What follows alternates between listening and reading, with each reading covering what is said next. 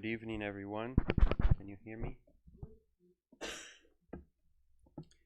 I hope everyone can hear me. I'd like to ask you two, or one of you, to, if you can, open up your phone and check our YouTube channel, just to see if it's live. Yeah, I think it is, but just to make sure. Um, so, welcome everyone. We are here once again. It's the second Monday of October. Good. So it's the second Monday of October, and as it happens every month, the second Monday of that month, we have our meetings in English. And tonight, I'm gonna be here hosting, talking, and you're gonna be tired.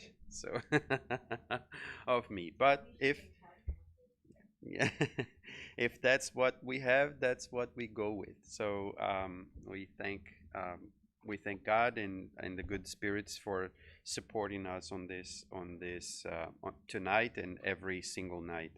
And tonight we are going to talk, keep going on the Gospel according to Spiritism. We are gonna talk about chapter 8, verses items from 8 to 10, which is roughly one page or one sheet on both sides. So it's not a very long topic, but of course, as it always happens with the gospel and all the teachings of Jesus, if we stop at one, we can talk for hours on that topic. And before that, before that, we're going to read a message from the book Our Daily Bread by the Spirit Emmanuel, through the mediumship of Chico Xavier, and it's going to be message number 121. But before that, let's just do an initial prayer, and I'll leave just to change something in the computer and quickly come back for that reading. So if we want, and if we can at this moment, close our eyes so that we focus even more on the words and on the feelings that we are having at this specific moment, to thank God for the opportunity of being once again studying the gospel, studying the good news that Jesus, our dear friend, brought to us, helping us understand the laws that govern the entire universe, laws to which we are tied to, and hopefully we are able to understand these laws, feel these laws within us, so that we can be better people by putting them into our day-to-day activities, actions, and thoughts. So, dear God, thank you for your blessings, thank you for your love, thank you for your support. And may these blessings reach every single one of us in this planet and the ones that are not here as well. So be it. So before starting, let me go change something in the computer and I'll be right back.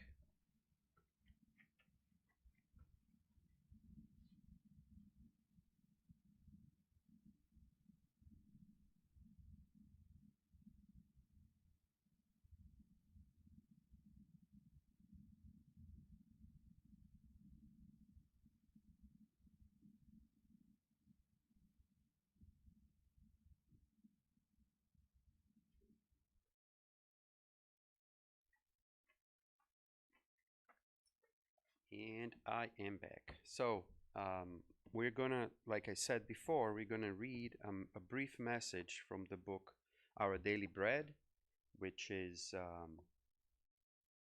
this one. This is one of the covers. I guess this is one of the latest covers, and this is a book of daily messages. So you could call that. It's a collection of books, or 4 books. It's called the Living Spring Collection, and they are each one of them have 180 messages. So it's basically, if we want to around now read one message a day, we can read the book in 1 year, and then we can read 2 books in a year, and then next year we're going to read the next 2 books. One message a day is a really interesting point for us to make, and to think about at least one small passage of the gospel. So tonight, Emmanuel takes a small passage from the Gospel of Luke, and on chapter 14, verse number 35, Jesus says this: it is fit for neither the soil nor the manure pile. It is thrown out. He who has ears to hear, let him hear. So Jesus says that whatever he's talking about, it's not fit neither for the soil, neither for to put into the manure pile. Manure is that kind of how can I explain that? Manure is what we use to give food to the plants. So when we get manure, then we put into to get food to the plants. So what Jesus is saying is that whatever he's talking about is not fit neither for the ground itself, neither for the manure pile. So Emmanuel will make a comment on this, and he says, according to what we can tell, Jesus lent significant meaning to the manure pile. Soil and compost are given essential importance in this passage. With the former, with the soil, we do the sowing. With the latter, it is possible to apply fertilizers where needed. By imitating the attitude of the Pharisees of old, a large number of disciples flee at their first encounter with their neighbors' manure zones. However, this is because they are unaware of their useful purposes. The gospel is full of lessons in this area of illuminative knowledge. If Joseph of Galilee and Mary of Nazareth symbolize soils full of virtue, the same cannot be said of the disciples who, at every step, must resort to the stream of tears that stream down from the manure pile of human remorse and weakness in order to fertilize the impoverished soil of their hearts. For example, how much fertilizer of this let me start again. For example, how much fertilizer of this nature did Magdalene and Paul need before they achieved the glorious positions for which they are known? Let us transform our miseries into lessons. Let us identify the manure we have piled up around ourselves out of our own ignorance and change it into fertilizer for our inner soil. In doing so, we will find the right solution to our greatest ills. So, the message is interesting because Emmanuel makes a point in showing that nothing, when we look at from the right angle, is really trash if we can use it and reapply it to something else. So then he uses the example, and he makes us think of 2 people in the Gospels, in the stories of Jesus, of how they used their, let's say, bad sides into transforming themselves into new people. So he uses the figures of Paul, and he uses the other figure of Mary Magdalene. So he says, can you imagine how many things they had to throw out into the manure pile of themselves, and then later on use that to improve themselves based on what they had to throw out.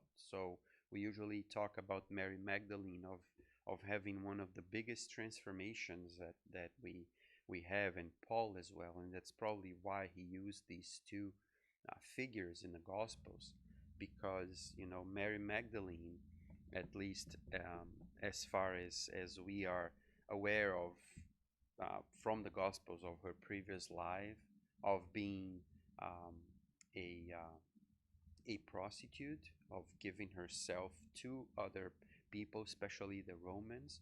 And then after a while, after encountering Jesus or Jesus's message, she transforms her life completely and then becomes a follower of the good deeds.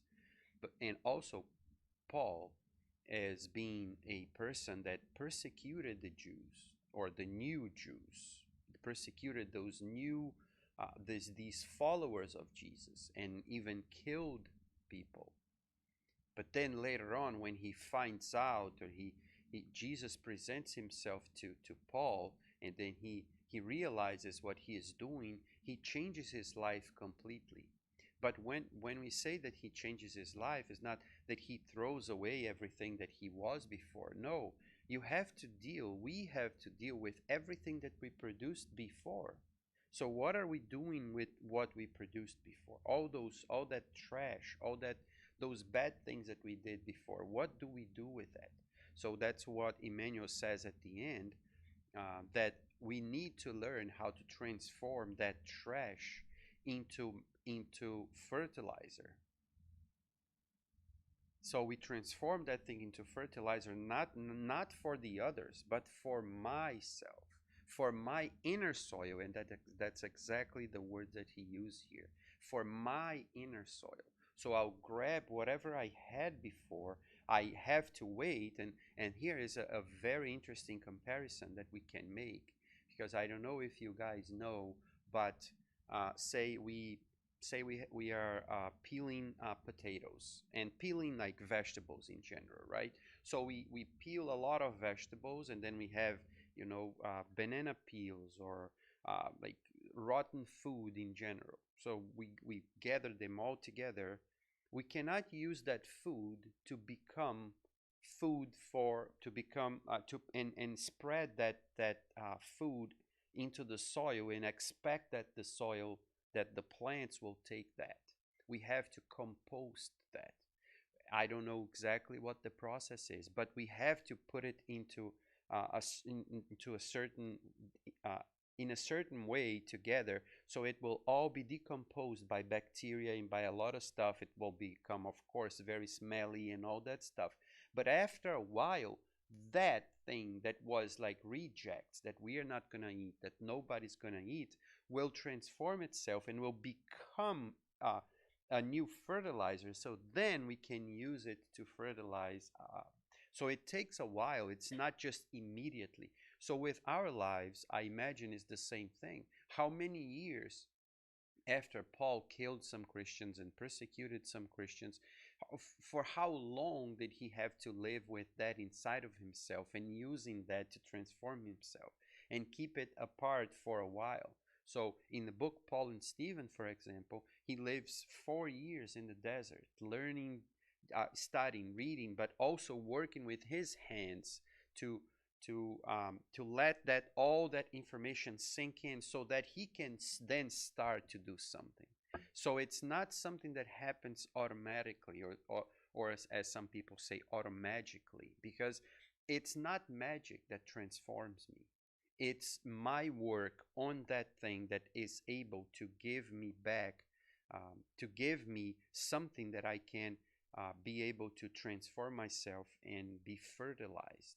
So whatever I receive, whatever bad things I receive from others, say, we have to look at what other people are producing. And even if it's manure, we have a way, we can use that manure to do something. There's a very famous scene in a Brazilian soap opera from a while ago, where there was this woman that she was not very well seen by the society. It was like in the, I'd say, in 1500s, or later, maybe, I don't know, maybe in the 1700s, 1800s, I can't remember correctly. Probably in the 1800s, the beginning of the 1800s at least. And uh, the ladies of the time didn't look at her with good eyes. Her name was Dona Beja. So um, she was, one day, these ladies from the society sent her a package, all, beautiful package, all beautifully packed, and sent this gift to her. And so when she gets the present, she's kind of, I don't know what is this, but it's from these people, so I'm gonna open it up. So when she opens it up, it's a pile of manure. It's just that smelly, messy, black thing. And then she looks at it, thanks, and then time passes, the story goes on, and then it comes, I don't know, maybe um, a few months later. Then those women that sent the manure to her receive a package from her back. 19s? Okay. Okay. So it's on the 1800s. Thank you, Adriana. So so she sends gifts to these women that sent her the initial gift, and then she writes a message, and the ladies are like kind of scared because, okay, what am I receiving from her? We sent the manure pile.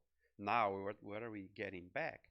And then she says on the note, this is what I got from the present you gave me. And then they all get flowers, they all get roses.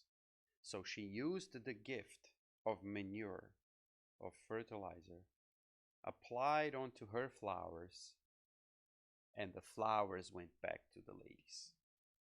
So that's more or less, and I always love that idea of whatever we receive. And there's a saying in English that says, if life if life is giving you lemons, make a lemonade. So it's the same idea. If I'm receiving manure, what am I going to do with manure? Plant something, use it to plant something. So that's um, to me, that's a great lesson that we can take from.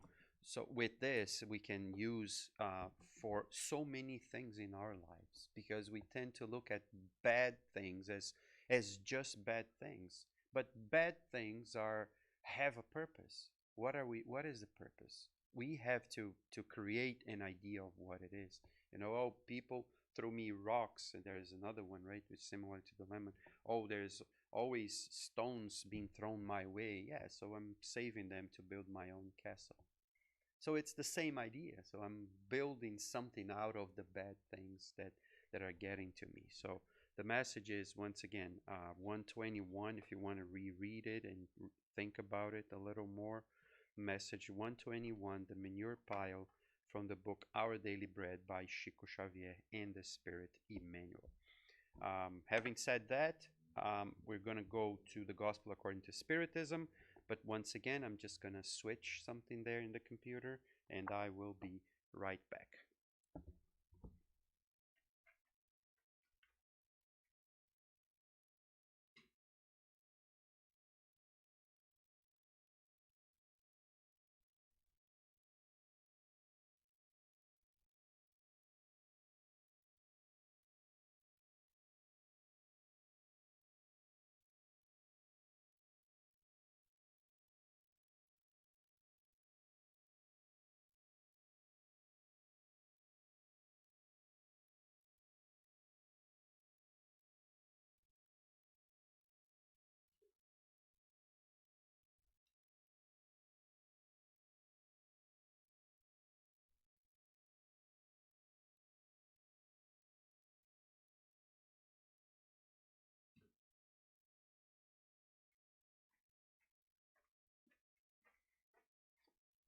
And I'm back. So I had to change. I just saw that I had typed a word wrong there, so I had to fix it again. So depending on the translation that we get, the title of these items in the Gospel according to Spiritism are a little different. But it really doesn't matter that much as long as we understand what the meaning is. So as I said before, we're going to read, or not to read, to talk about chapter 8 and items from number 8 to number 10. So just so that you know, these are from actually the same house, let's say, the same editor, which is Edisei. So these two books are the same. I mean, from the same editor, but this is second edition. This is the first edition, and even being from the same house that did it, they have different translations. So it is interesting because this book, which is the one that I got to put the title of today's talk, is called True Pureness, Unwashed Hands. That's the one that's there. You'll be able to see it right now below here. That's what is written. This second edition um, is or already has a different title, so they probably used a different translator and revised everything. So they got a different translation. So this one says true purity, unclean hands. It's similar, not exactly the same, but it's very similar, and the idea is there. So we're not worried about translation, we're worried about what we really understand of it. So the idea here in this chapter of the Gospel according to Spiritism, Kardec entitled it Blessed are the Pure of Heart, as he's going on the Beatitudes of Jesus, like blessed are the poor, blessed are the meek, blessed are the pure in heart. And so he's going into detail on to each of these, and then he divides a few chapters into these Beatitudes. So we already talked about let the children come to me. We already talked about last month of sinning in thought, adultery. That was last month's talk. In this month, we are talking about true purity, unclean hands, or true pureness, unwashed hands. And it is a passage where Jesus is come to Jesus. The Pharisees, um, the Pharisees and the scribes come to Jesus, and they talk about um, they talk about not having their hands cleaned before eating. So of course that today and on that age as well, it would be, and it is as of today, really important to wash our hands before we eat, before we go do something. And especially at this moment that we are living right now, it's even more important because of what is going on with the virus that's out there. Although it is, to some people say that since it's like an airborne transmission, it's less likely that you can get from touching surfaces. But anyways, for us not to spread too many germs, we should be clean, independently of what it is, independently if we have COVID or not, independently of we have to strive to be clean, which is um, in, if we go back in history, we will always. There is a story that I remember from time to time, that before they realized how that cleanliness was something important. In hospitals, right? There was this. They were trying to clean everything, but they cleaned, but even though everything was clean, there was this rumor, there was that people were still getting sick, and they didn't know what was going on until they realized that there was like these ants that were walking around, and the ants were bringing the bacteria back to where it was cleaned. So they had to try to get rid of all the ants, and that's how they did it. And it is funny because it's something that's so prevalent in certain societies. So here, for example, right, when we see ants, it's something kind of weird because during the cold, basically there's no animals that run around, right? Uh, but where we are from, or even say in Florida, for example, then it must be much more common to have animals like small animals because it's warm all the time. So where I come from, it's warm the entire year. There's no cold basically, and it's just humidity and warmth, and that's the perfect combination for a life to sprout. So it doesn't matter how much you clean, how you will always have ants around. You will always have spiders around. You always, constantly. If we have it here, can you imagine how much it is in a place where there is no code? So um, we all know how important to be clean is. But um, there's there's a difference between clean and be obsessively clean, right? There's a difference between these two things.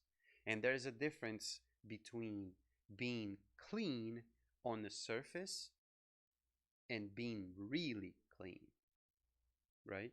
So there was this video that I watched the other day, and I probably you know what I'm gonna talk about. Is this guy in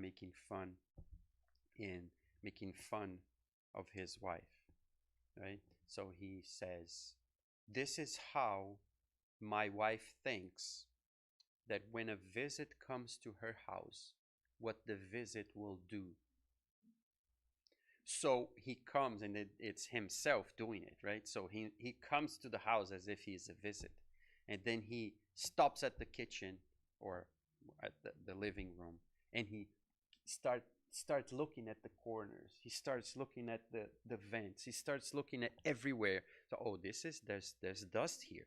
Oh, this is not clean. Oh, and then goes to the bathroom and opens up the toilet. Oh, this is dirty. And then because every time a visit comes to the house, the wife says, "Oh, we have to go a deep clean," right? That's he's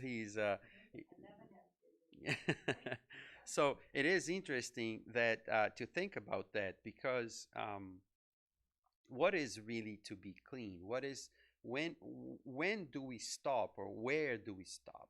Right? If we're cleaning and then so that we don't become obsessively, because there is the limit where we become obsessive, right? There are people that have these obsessive compulsive um, things. I saw, and you probably saw it as well, people that have to clean so many things that they like there's no alcohol enough in the world for them to clean their houses. There's not enough bleach to clean their house because they finish cleaning the room. When they leave the room, they come back, they have to clean it again because in their minds it's already dirty. So when do you stop, right? So when these Pharisees as the gospel here says, and like I said, different translations, the scribes or the teachers of the law and the Pharisees come to Jesus, they come to point out that his disciples didn't wash their hands when they went to eat. And that's said in the textbook, in their law, that it's something that needs to be done. And as I started saying, that's extremely important. And can you imagine at that time how it was? Because these days, right, we don't have like dirt falling over from everywhere like they had in the past. We have asphalt streets. We have some kind of land that maybe has some dirt and the wind will come in. But can you imagine living close to the desert? how our houses would be. You know, if on this age that we are living in, if we leave our house for a week, close, and we come back, how is it? How does it look, Chris? Yeah.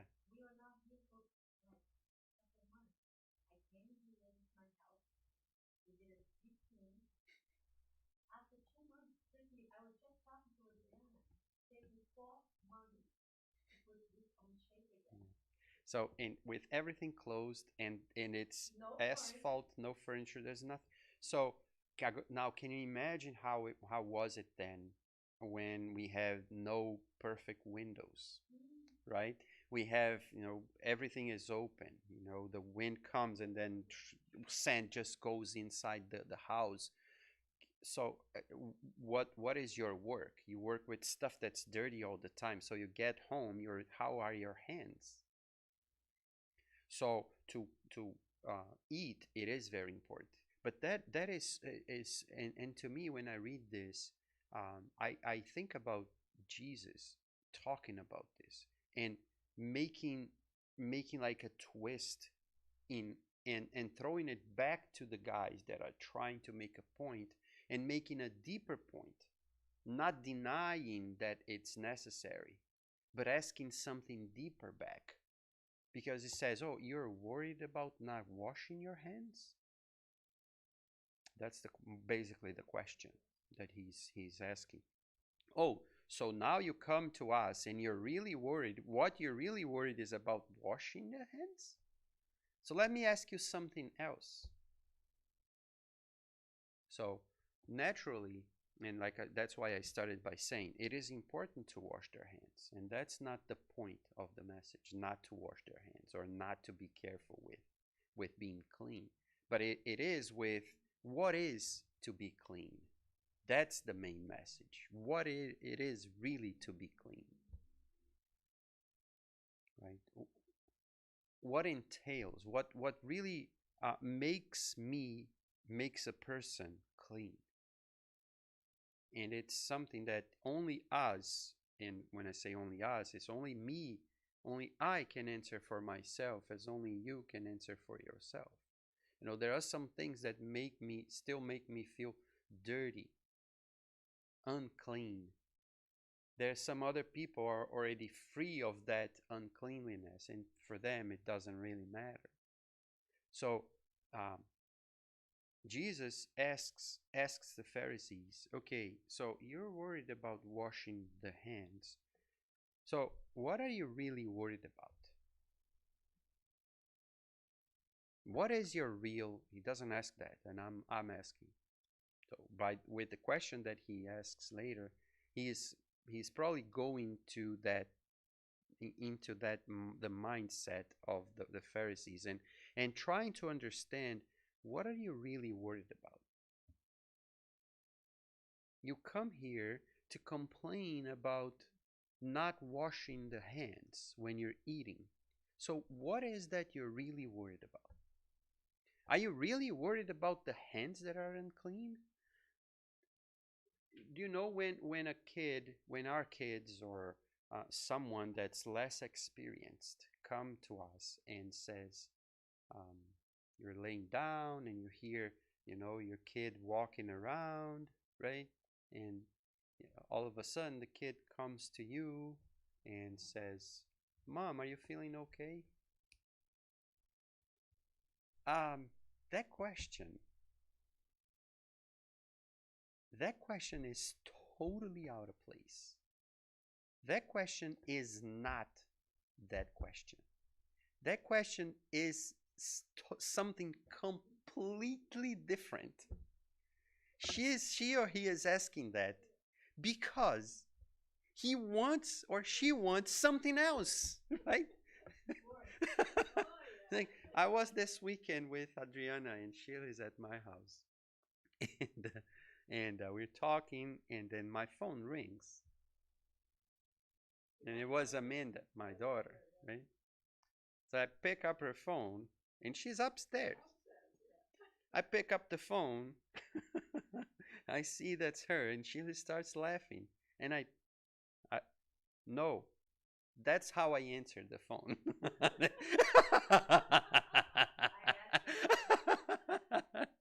And then she said something, and I said, "No, I'm going upstairs. I'll check what you want." Uh, but I made it because it's funny how we know that the question is it's not the question. We know that the question, what they are saying, and I'm saying question, but it can be anything, can be something that he's just saying. Uh, I know that that's not the end of it. It's just the beginning, and it will go into probably so many different stories until it gets to the point. So when the Pharisees come to Jesus and says, "Hey, do you know that your disciples don't clean their hands when they're eating?" Jesus looks at them and says, "Oh, child." Oh, child, I know where you're going with this. I'm so sorry, but you're so far behind. I already know the whole story. What do they want at this moment? The Pharisees are so worried, and let me make a parenthesis here. When we talk about the past and we talk about the Pharisees of the past, although we kind of make fun or we criticize to a certain degree, it is very, very, very important to us to remember that the Pharisees, they are worried about something, just like we are. We are always worried about something. The problem is when we don't realize that the worry that I have is on something that's not important, we're going to make bad choices. We're going to make bad choices. So what was the main worry of the Pharisees as we talk about? Is about the exterior. It's about how everything looks. It's about how beautiful it is. It's about how people will come to the temple, or how will come to, and then they will all look whatever dressed up, and I'm important, I can do that. When we are reading the book Paul and Stephen, and I'm citing it because we are studying it here, so everything is kind of fresh in my mind. So there's a moment when Paul has not invited, but has forced Stephen to come to be interviewed, right, to be judged. When Stephen first arrives, Paul wants Stephen to go through a certain place, to go through a certain area of the temple, and see how everything looks and how everything is organized, so that he can be impacted by what he sees, so that he can probably, and that's what Paul expects, and that's how we get it from the text, because Paul later on says that, "Oh, I showed him all this and he's not impressed by all this." And Paul was a Pharisee. So Paul had that mindset that it is important. Let me rephrase that, because I'm not saying that it is not important that we have everything organized. It is important. But it is not more important than to be organized inside. And that's what, when we think about that, we can clearly see that what Jesus is condemning, what Jesus is complaining about, is not about the Pharisees. It's not about the person, the Pharisee. He's complaining, he's condemning the attitude of the people that act like that are more worried about the exterior part than the interior part. And when we say that, and when we think about that, I can clearly see, and that's why we always talk about this when we are talking about Pharisees, that we can clearly see Pharisees today, even though there are no more Pharisees around. Because it's not about being a Pharisee in the terms of I'm Jew and I was born when Jesus was around. No, it's about the attitude of being more important to have everything right on the outside, but then when you check just 1 millimeter below the surface, everything is dirty. So that's where Jesus is talking about. He's not worried about cleaning the hands. Probably if we were able to live there, we would probably see Jesus complaining to other people, hey, you should go wash your hands. So it's not about not washing the hands. It's about, are you really worried about just that? With everything bad that you're doing, then now you come here and then you're going to pick on washing the hands?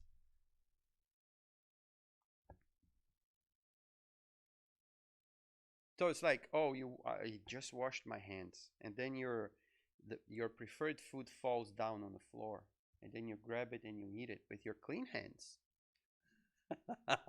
But so it is something like that. I mean, we are so worried about the exterior that there are some stuff that it doesn't even cross our minds, and then we don't think about it.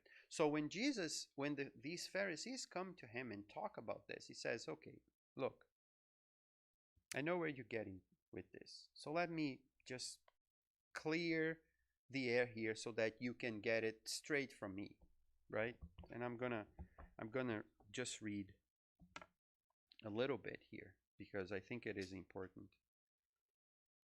Why do you yourselves, so he really, like, it's talking about you now. He's talking about you and us, right? Why do you yourselves violate the commandment of God in order to follow your tradition? Why do you not pay attention to the commandments of God and then you violate those commandments based on your tradition? That is that more important than God's commandments to you? It's like my mom used to say this in a very different way. My mom used to say this. My mom would say once. I remember this so vividly. I mean, this is something that I was doing something with a friend. He came to visit, and I remember that we were like playing those glass balls that we throw, and there was something else into play. And then we went outside on the street and did something, and then we came back, and I think it was like. Around June, July, August, that time when we had fireworks and all that stuff. And so I, this boy that who I was playing with did something. Then I did what he did as well, and we had fun and so on. Don't remember exactly. Truly, can't remember exactly what it was. Then apparently someone came to my mom and complained about what we did. I don't know if we threw fireworks and they make noise or whatever it is, or we threw into over the hedge, over the wall outside, whatever it was. So she comes to me and she says, I heard that you did something and people were complaining. And I said, oh yeah, but we were doing, and he, and I don't remember the name of the boy. He did this, and he said, oh, Mackenzie, why don't you do this too? And then I went and did it, and like we always do, trying to blame the other one for what we did, right?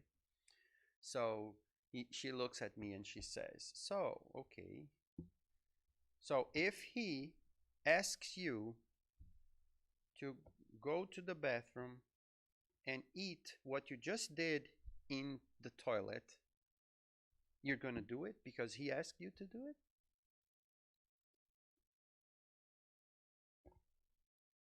That's how she did it. And of course, I said no. I said, yeah, so you don't do what the other one tells you to do just because he told you to do. So if you did it, it was you. It's not the other one. So that's what Jesus is doing here to them. You say, okay, there's a rule that's bigger than whatever it is. So this is the rule. Now you set up the tradition, which is lower than this commandment. Now you, to follow your tradition, you violate these rules, and you want to blame who? Oh no, because the tradition is more important. No, and what about these commandments? It's the same idea. Oh, he told me to do it, so you went and did it? Yeah, you're to blame, not him, because you are the one who are making it, not the other one. He has their blame, but his blame is not, there's nothing to me. You are my son, so you have to respond to me. So when Jesus asks the question, and he keeps going, but this is a very, very important question, because, and here in the Spirit Center, for example, right? We I don't know, say we comes a person here, and the person needs to talk, and the person needs to be helped, whatever it is.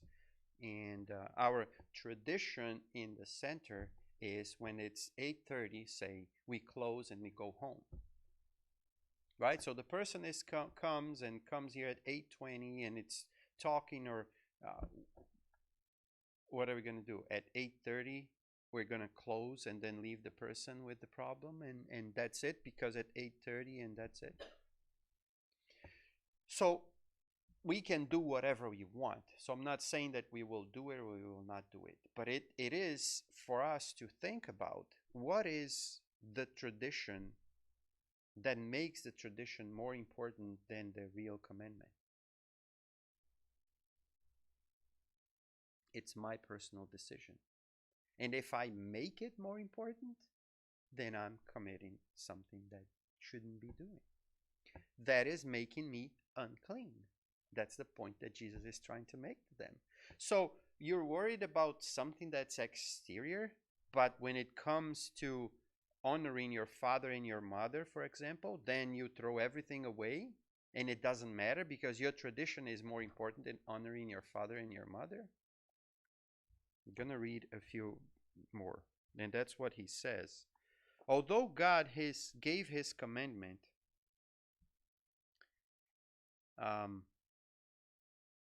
me see which one I want to read. I'm gonna jump, otherwise I'm gonna be here the whole night, and we don't have that much time. So he says, he called them hypocrites, right? The person that's people that say something and do something else. And that's exactly what they are doing here right now. They come to complain about washing their hands, but when it comes to fulfilling the law, they are just escaping because, oh no, this one I don't want to do it. I want this one I want to enforce, but this one, which is the one that I need to do, Isaiah, and then he mentions the Old Testament, rightly prophesied about you when he said, "These people honor me with their lips, but their hearts remain far from me." So they are, and we are, as the saying goes, do what I say, but don't do as I do, right? So we are here preaching, talking, telling people, trying to explain everything, and then trying on the outside being this, being that, and then on the inside you're completely different, which is normal, which is fine, because we are all like that. We tend to say things and not be able to do the same things, but we have to be aware of that. And if we are not able to do it, why are we going to talk about what the other person is doing? And that's what they're doing. So the question is, what are they worried about? Comes back to that. What are they really worried about? Because it's more about power and complaining than to actually worrying about doing or not doing. Because, and then we keep paying attention to what the other person is doing. Oh, that person is doing, that person is doing, and what am I doing?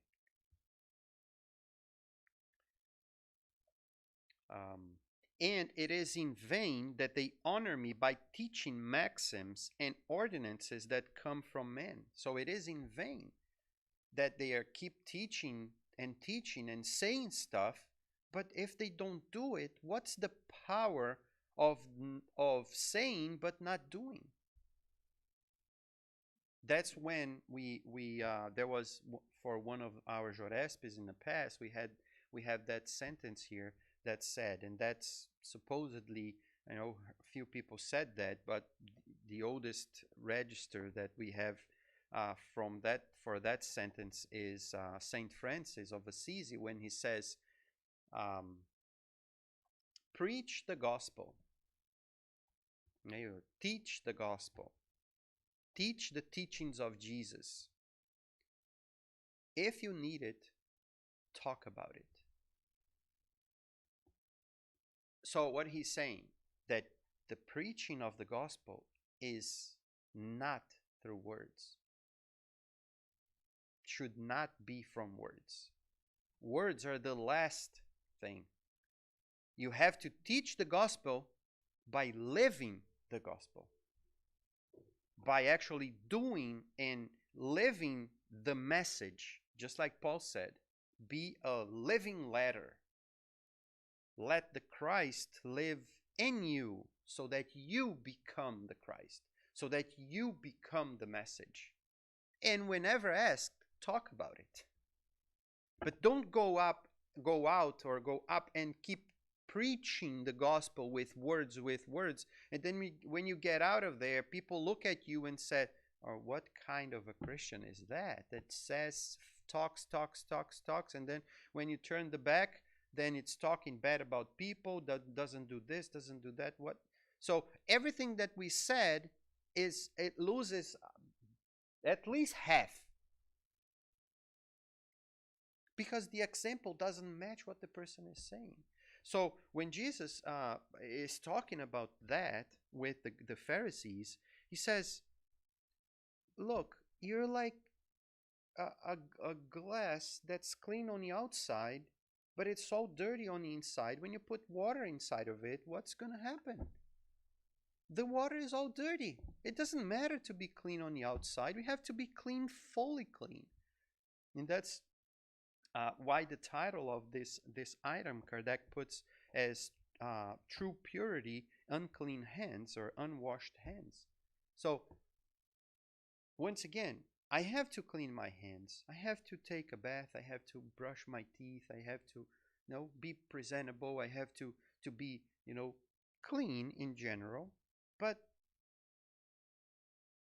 you probably have met people that live on the streets, or people that in Brazil specifically. Here it's much less common.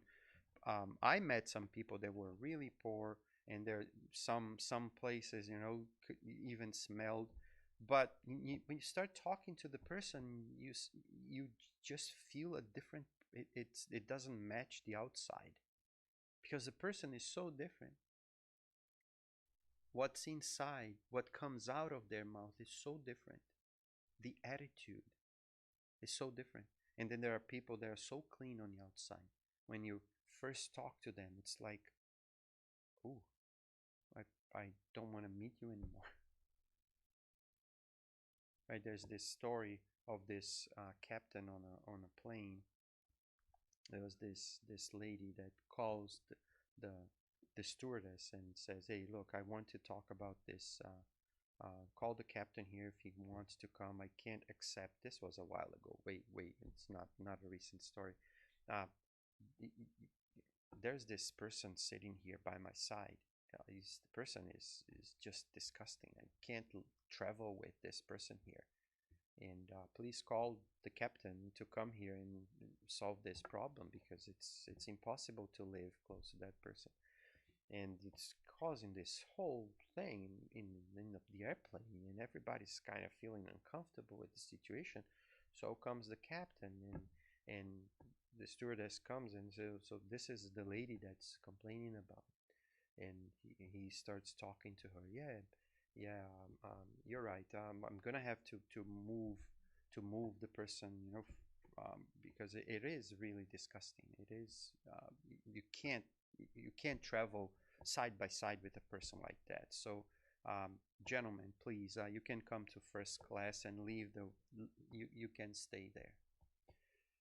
it is like, it doesn't matter if you're clean, if you're like dressed like all, and on the inside we're just racist, we're just so egotistical, it doesn't matter. So where does that cleanliness come from?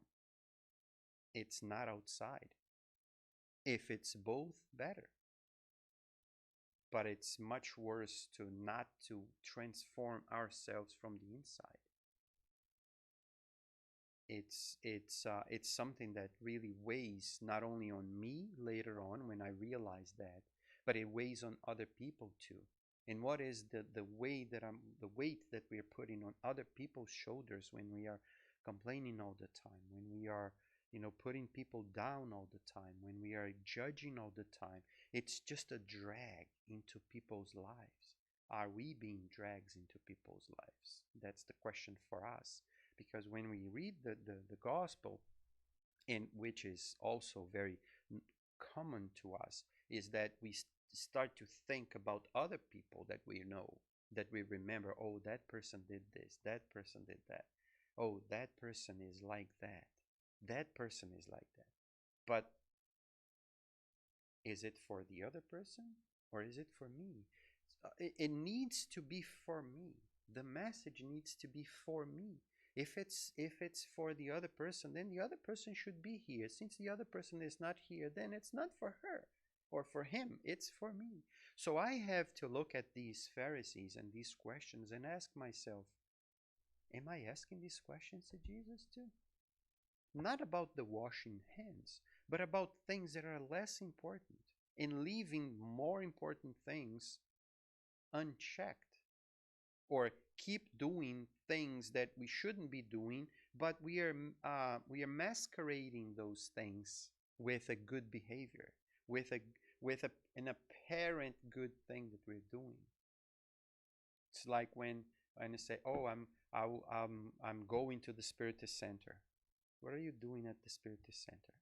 Or even worse, some people say, "Oh no, I go to the church, or I am Spiritist, or I am whatever it is, I am a Christian." And you say, "Oh, when do you go?" So, "Oh, I never go because I never have time." So not saying that the person may not be saying and telling the truth, but what does that mean? Not to us, from us to them, but what does that mean from them to themselves? Why do we need to say that? That's a question for ourselves. So why do I need to ask and to say, "Oh, you're not washing your hands when you're eating?" And I a person can look at me and not be as indiscreet as Jesus is, and I ask myself, and why are you doing that? Jesus came and straight up ask them the question. Some of us don't ask the question, but we think about, oh, so, and what about you? And what about all those bad things? And so, you see, I only read and talked just a little bit about the item number 8. This is items number 9 and 10.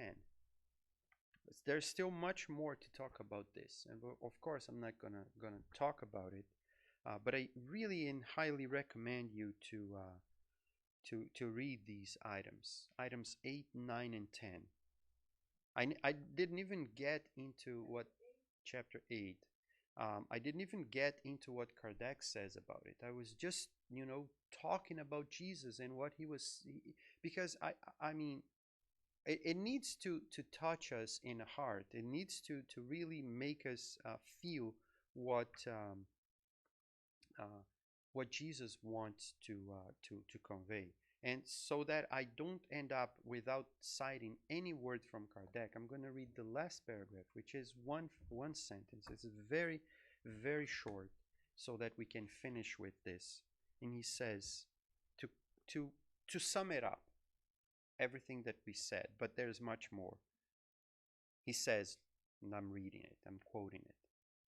It is not enough, therefore, to put on the appearance of purity.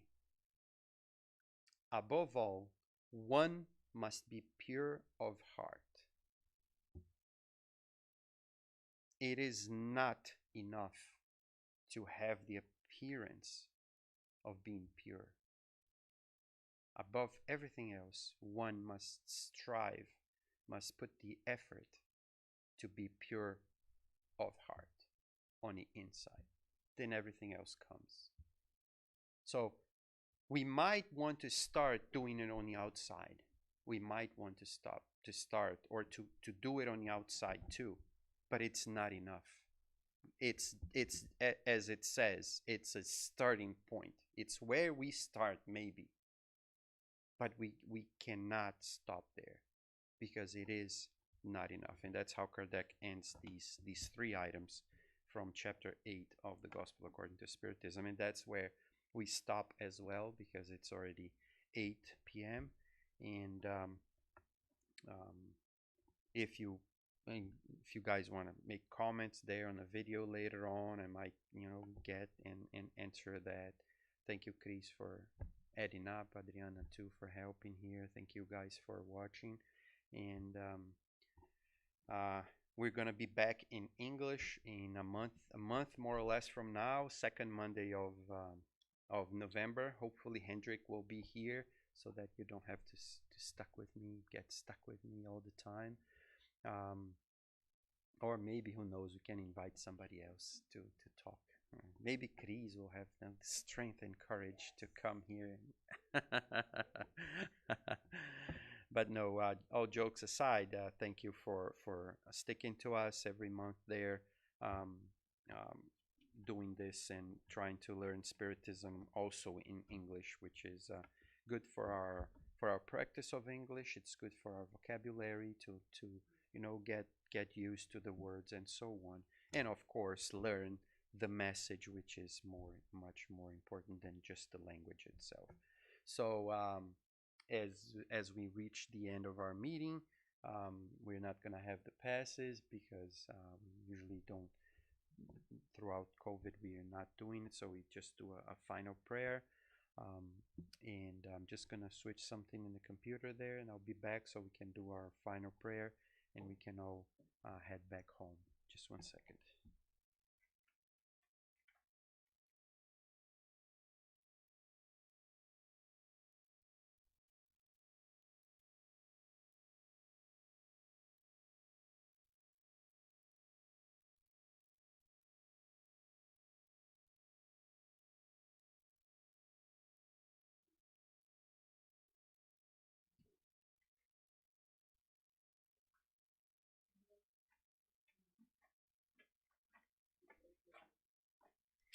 Yes, so let's finish our meeting with our prayer by thanking God, thanking the good spirits, thanking our dear Master Jesus for being always firm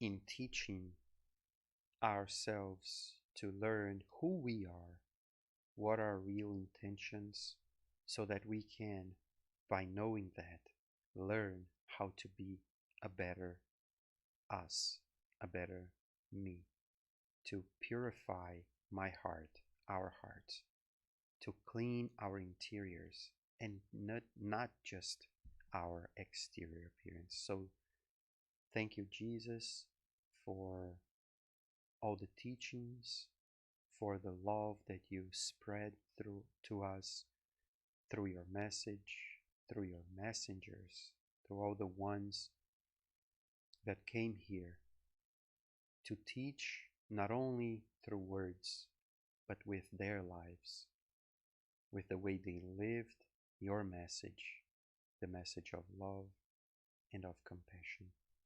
We would also like to thank the good spirits who are always there for us, helping us, opening up our minds, our hearts, so that we can see better outside, as we can also see better on the inside, pushing us so that we can walk closer to the message of Jesus.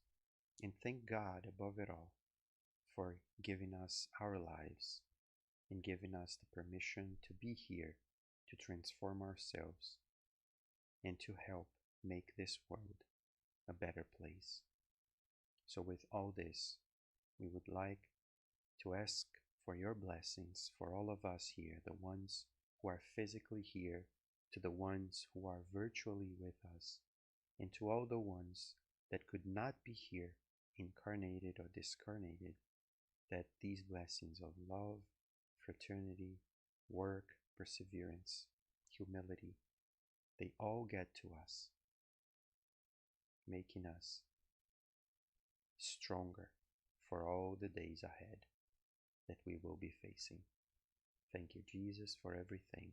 Protect our family, our week, and hopefully we will be back here soon, living our lives the best way that we can with you always in our hearts and in our minds. So be it. So I guess that's it for tonight. I just want to let everybody know that unfortunately this past weekend we had Rafael Lavarini to talk to us on Saturday. It's a Portuguese our Portuguese meeting on Saturdays, but he was sick, so he couldn't be with us. And but he confirmed that this next Saturday, everything being okay, which he says it usually takes only a few days for him to get better. He will be back with us talking about Stephen and the Beatitudes, as we were saying. So he will be back this Saturday to talk to us. So it's at 7 p.m. If you're on the internet, just follow us. You'll be able to watch it and even participate, send some comments and so on, and he will be able to answer all your questions. We have a full lineup of people like already set up for talks and lectures for the past for October and already for November. So we have a full lineup of people already scheduled to talk to us over the internet. Even if we come back, they will join us on the big screen here and we can all participate together and so on. So just follow us on Facebook and on YouTube. You will always have the latest news from us. And I guess that's it for tonight. Thank you very much for coming. Thank you for being here, and we will see you soon.